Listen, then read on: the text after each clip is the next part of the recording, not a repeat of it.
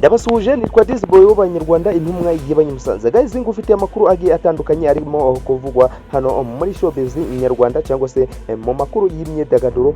Ndabizi cyane mwamumenye ku izina rya BAD RAMA mu myidagaduro abenshi muramuzi cyane. Ese ikinyamakuru igihe cyanditse iki rekanze dusome iki ubutumwa bwose bukubiyemo. Ese niki ikivugwa kuri BAD RAMA?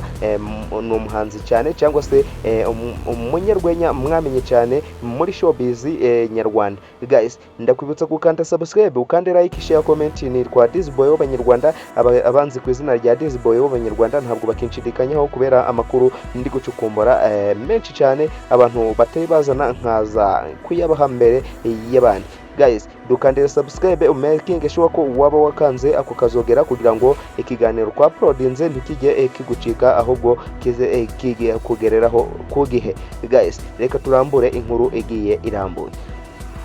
Turaza kunyarukira ku kinyamakuru igihe cyanditse inkuru ivuga iti mupende Ramadani wamamaye nka BAD RAMA mu bijanye n'imyidagaduro akomeje kugarukwaho na benshi bibaza ku murongo musha yafashe wo guharabika abayobozi no kurwanya ubutegetsi bw'igihugu cy'u Rwanda ndetse n'icyaha kimuteye n'icaba kimuteye ni amaco yindi byihishe inyuma y'umugambi wa BAD RAMA guharabika ubuyobozi bw'u Rwanda. Inkuru irambuye mwayisoma ku gihe cyangwa se ku gitangazamakuru The Time News.